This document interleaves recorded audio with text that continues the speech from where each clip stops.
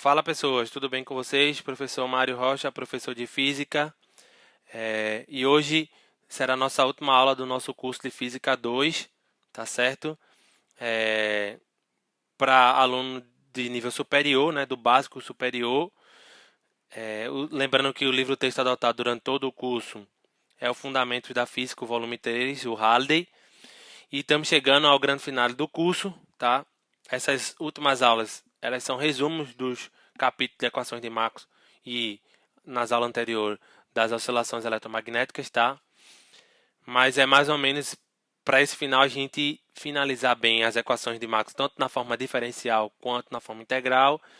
E além disso, mostrar que realmente os campos elétricos e os campos magnéticos eles estão interligados, né? Eles estão associados um ao outro e eles são realmente funções, tá? Então na aula de hoje a gente vai discutir qual é a contribuição de Maxwell, tá, para essas equações. Além disso, vamos mostrar também a equação da continuidade, né, a conservação de carga, e mostrar a forma de onda tanto do campo elétrico quanto no campo magnético. Beleza? Então segue. Então, na aula passada a gente escreveu a partir da forma integral das equações de Maxwell que discutimos ao longo de todo o curso, né? A lei de Gauss para campo elétrico, a lei de Gauss para campo magnético, a lei de Ampère e a lei de Faraday-Lenz, beleza? Lei de Faraday, né? Então a gente mostrou utilizando o teorema tanto do divergente quanto o teorema de Stokes como se obtém as equações na forma diferencial. E aí qual foi a contribuição de Maxwell, né? Então Maxwell o que ele fez, na verdade, foi gerar uma correção, tá certo, na lei de Ampère. E essa correção a gente vai ver no final dessa aula que muda tudo, tá? Sem essa correção, a gente não conseguiria unificar o eletromagnetismo, né? A elétrica com o magnetismo. Então, ele surgiu uma correção, tá certo? E essa correção vai na lei de Ampère.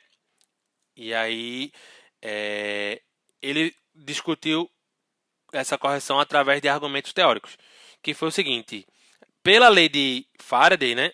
Pela lei de Faraday, a gente vai ver que pela lei de Faraday, uma variação no campo, né, no fluxo magnético gera um campo elétrico induzido. O que Max simplesmente propôs foi o seguinte: se a variação no fluxo magnético gera um campo elétrico induzido, então a variação no fluxo elétrico também vai gerar um campo elétrico, um campo magnético induzido. E aí ele propôs que é o seguinte: então que você pode ter um campo elétrico induzido devido a uma variação no fluxo elétrico, tá? Então, integral de um caminho fechado vai gerar um campo magnético induzido, BDS, μ0, e aí isso aqui seria um equivalente a uma corrente, né? Tá? Essa corrente, a gente vai ver já já, vai ser chamada de corrente de deslocamento, e aí seria do fluxo magnético. Apenas para deixar nas unidades de corrente, a gente tinha que acrescentar aqui o fator de ε0. Então, isso aqui, a integral de S de E dN é o fluxo, né, elétrico multiplicado por ε0. Tá? E aí, essa equação aqui é chamada de, digamos, lei de indução de Maxwell. Beleza?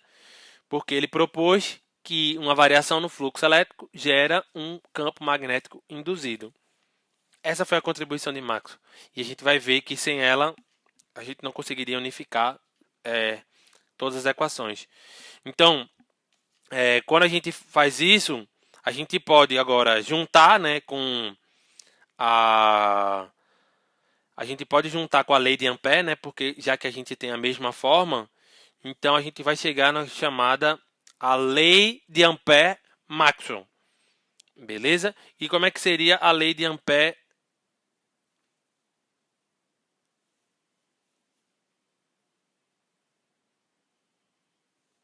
Como é que seria a lei de Ampère-Maxwell? a lei de Ampère-Maxwell ficaria a integral de B ds, né, num caminho fechado, μ0i, que é a lei de Ampère, mais μ0 ε0 ddt do fluxo elétrico, tá certo? Então, essa é a lei de Ampère-Maxwell. Então, note que você tem um μ0 multiplicado por unidade de corrente, né, para satisfazer as unidades. Então, o que é que Maxwell definiu? É que esse fator aqui, ε0 ddt do fluxo elétrico, seria também que ter unidade de corrente, e ele definiu que isso seria uma corrente fictícia, tá certo? Para manter, mas seria uma corrente chamada de deslocamento. Então, essa é a lei de Ampère-Maxwell, e esse fator ε0 ddt do fluxo elétrico é chamada de corrente de deslocamento, o ID, tá certo? Então, essa é a contribuição aqui de Maxwell. Essa corrente ela é fictícia, tá? Mas ela tem o mesmo valor que a corrente real, beleza? Então, quando você tem placas, por exemplo, um capacitor de placas paralela, a carga, digamos assim, ela não passa, né, pela região, né, que tem entre elas, porque você teria, digamos, num capacitor no vácuo, você não teria. Mas a corrente não passa pelo circuito, então essa corrente que vai de uma placa do capacitor para outra é justamente a corrente de deslocamento, tá certo? Que surge devido ao campo elétrico variando dentro das regiões de placa. E o campo elétrico está variando porque a carga no capacitor está mudando, e se a quantidade de carga está mudando, o campo elétrico está mudando. Beleza? Como é que a gente escreveria, então, na forma diferencial, essa equação? Então, na forma diferencial, era basicamente também utilizar o teorema do rotacional. Então, você teria o teorema do rotacional aqui, beleza? Então, você ficaria com o rotacional de B aqui, o rotacional de J aqui, né, vezes o μ0. O rotacional de J não, desculpa. O rotacional de B aqui. Isso aqui ficaria integral de J. E isso aqui ficaria um integral de J, passaria isso aqui para dentro, né? E aí ficaria tudo no integral de superfície. Tá? Então, você igualando os termos, ficaria que o rotacional de B seria o μ0J mais μ0 ε0, tá? O del E del T, né? Passando essa derivada total do tempo para dentro, ela vira parcial, uma vez que o E ele pode mudar tanto na posição quanto no tempo. Então, essa aqui seria a forma, né, diferencial da lei de Ampère-Maxwell. Quando o campo elétrico não está variando no tempo, aí reduz ao que a gente encontrou antes, né? Esse termo aqui vai ser zero e é só o termo do μ0J. Quando o E varia no tempo, né? Quando o E está variando no tempo, você tem que adicionar esse termo aqui, ó, o ε0 del E del T, tá? Seria uma densidade de corrente de deslocamento, digamos assim. Beleza? Tranquilo? Então, essa é a contribuição e vamos ver que ela altera. A primeira coisa é que a gente viu que uma das leis de conservação que não é violada é a lei de conservação de carga. Essa lei ela recebe o nome também de equação da continuidade. E como é que a gente pode obter ela? Então, para obter a lei da equação de continuidade, a gente parte da lei de Ampère-Maxwell, tá certo? E vai tomar o divergente da lei de Ampère-Maxwell. Então, escrevendo lá que o rotacional de B é igual a μ0J, tá? Rotacional de B é o μ0J mais μ0 ε0 del E del T, tá? E eu vou tomar o divergente dessa equação. Então, vai ter o divergente do rotacional de B, μ0 é constante, sai, divergente de J, μ0 e ε0 são constante, vai ficar o divergente de del E del T. Então, tanto faz você derivar em função do tempo primeiro e depois derivar da função do espaço, a resposta é a mesma. Então, o divergente pode vir para cá, para o divergente de E. Então, vai ficar o divergente rotacional, μ0 divergente de J, mais μ0 ε0 del T do divergente de E. a, a, o divergente do rotacional é zero. Por quê? Porque isso aqui vai gerar um valor, né, perpendicular tanto a nabla quanto a B, concorda? E quando esse valor é perpendicular a nabla a B, quando você fizer o escalar, né, vai dar um ângulo de 90 entre o que sobrar aqui. E o escalar no ângulo de 90 é zero. Então isso aqui, o divergente de um rotacional é sempre zero, beleza? E o divergente de E, a gente viu que é a lei de Gauss, né, na forma diferencial, a gente viu que isso aqui é o ρ sobre ε0. Então eu posso colocar aqui o ρ sobre ε0 e a gente vai ficar com o μ0 divergente de J mais μ0 ε0 sobre ε0 del ρ del t. Então μ0 está nos dois termos, eu posso cancelar. E o ε0 está aqui dividindo, eu posso cancelar. Então só sobra que o divergente de J mais o del ρ del t é igual a zero, tá? Note que isso aqui é um escalar, isso aqui é um escalar, e a soma dá zero, significa que quanto um aumenta, o outro diminui. Quando um diminui, o outro aumenta. E o que significa isso? Significa que se você tem um fluxo, né, de corrente saindo, né, de uma região, significa que a quantidade de carga dentro daquela região está diminuindo. Se você tem um fluxo, né, que está entrando, né, numa região, né, e entrar, o divergente seria negativo, né, significa que você vai estar aumentando a densidade de cargas, tá? Então isso aqui é a conservação de carga na forma diferencial, digamos assim, beleza? Então a soma, se um aumenta, o outro tem que diminuir. Então, se você tem um fluxo para fora, né, de uma região, significa que a quantidade de carga dentro daquele volume está diminuindo. Se você está tendo um fluxo de carga entrando, né, para dentro de uma região, significa que você está aumentando a quantidade de carga dentro daquela região. Lembrando que o fluxo ser positivo significa que esse divergente é para fora. E se o fluxo é para dentro, significa que o divergente ele é negativo. Então, se o divergente é negativo, significa que está entrando carga. E se está entrando carga, então vai aumentar a densidade de carga naquela região, conservando. Beleza? Então, é o princípio da conservação de carga, que é chamado também de equação da continuidade. Beleza? Tranquilo?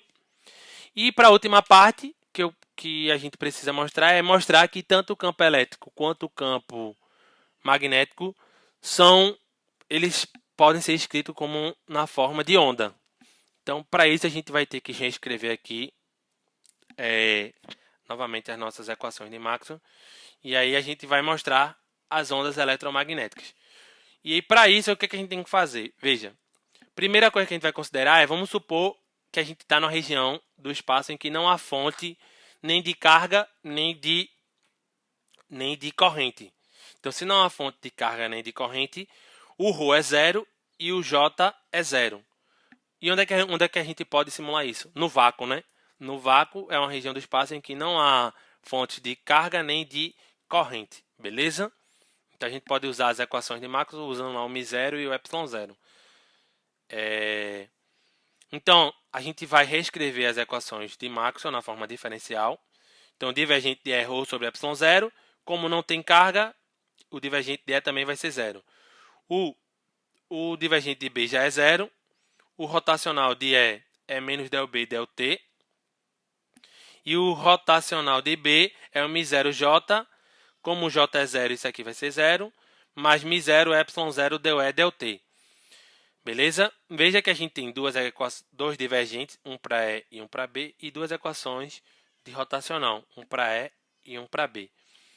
Usando as condições que a gente está na região que não tem fonte, tá?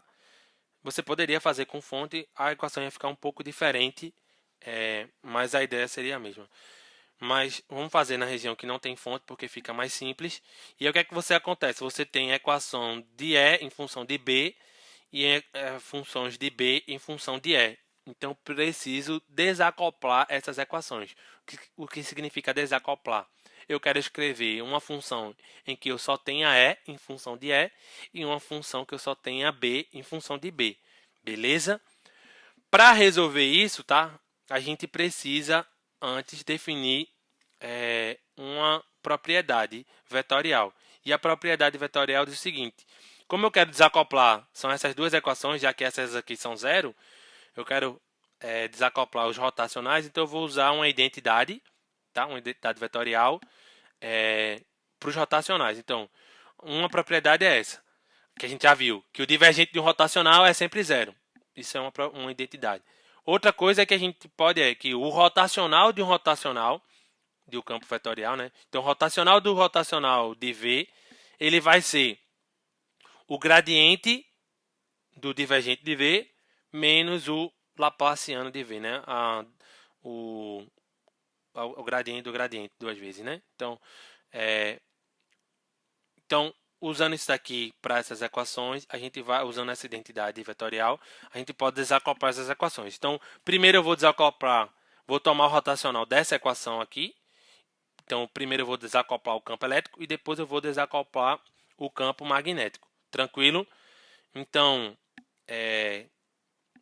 tomando o rotacional na equação, na lei de Faraday, né? Aqui. Então, a gente vai ficar que o rotacional do rotacional de E é igual ao gradiente do divergente menos o laplaciano de E.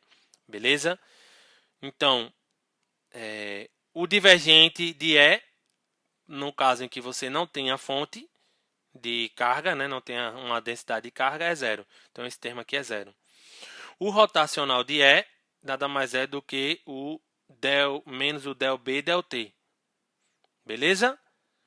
Então, vai ficar o seguinte. Esse primeiro termo é zero. Esse termo é o del B del T.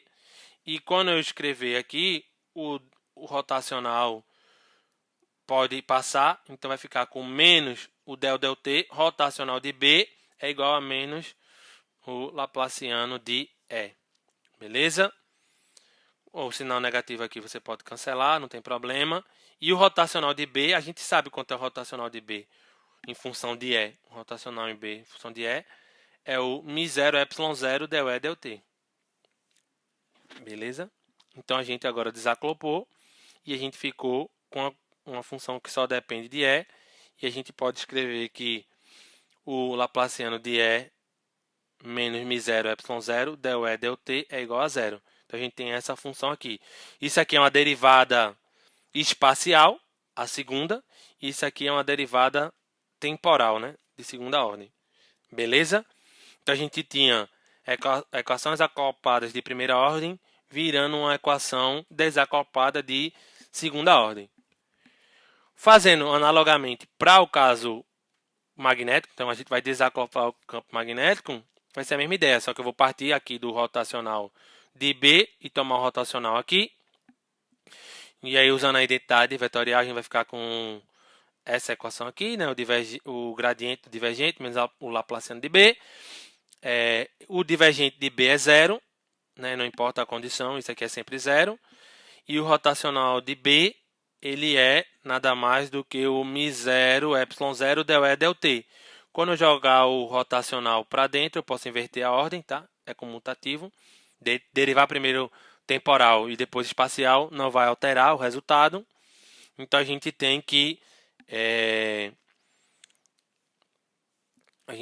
isso aqui, né? O μ0 ε0 del E del T, e colocando esse rotacional aqui para o rotacional de E, a gente fica que o μ0 ε0 é o del T do rotacional de E, é igual a isso aqui. O rotacional de E é o menos del B del T. Então, vou colocar aqui. Então, isso aqui vai ficar o del T com del T, vai dar a derivada do temporal à segunda. Então, reescrevendo a equação, a gente fica com um laplaciano de B menos μ0 ε0 del B del T a segunda, né? Del 2B del T2, que é exatamente a mesma forma que essa aqui, né? Então, você tem uma derivada a segunda, né? Espacial, né? Aqui no caso tridimensional, menos o μ0 ε0 e a derivada temporal, né? De segunda ordem. Então, você desacoplou também uma equação que estava de primeira ordem, ela virou de segunda ordem. Então, você tem a mesma forma funcional, e essa forma funcional vocês não viram ainda, acredito eu, mas vocês vão ver no curso de Física 3, que é o Halliday 2, então teoricamente vocês já poderiam ter visto isso, quando estudar o Halliday 2, que isso aqui é uma forma de uma função de onda. E vocês vão ver que a função de onda é nada menos do que isso. É uma derivada espacial, né, de segunda ordem, mais ou menos alguma coisa, vezes a derivada temporal dessa função, né, a segunda. Então, para o caso de uma dimensão, né, se a equação de onda tivesse uma dimensão, a forma é desse jeito aqui. Uma dimensão seria o del 2f del x2 menos 1 sobre v ao quadrado, onde v é a velocidade dessa onda, del 2f del t2, que é exatamente isso aqui, só que essa é para uma onda unidimensional. Para uma onda tridimensional, em 3 dimensões, você deveria ter as componentes x, y e z, né? Que é nada mais do que esse Laplaciano aqui. Então, note que a velocidade da onda, quando você escreve a função de onda, ela é o que está, né, ao lado da função de onda, né? E é o inverso. Então, o que a gente pode definir, que a gente conclui? É que tanto o campo elétrico quanto o campo magnético, eles são ondas. Beleza?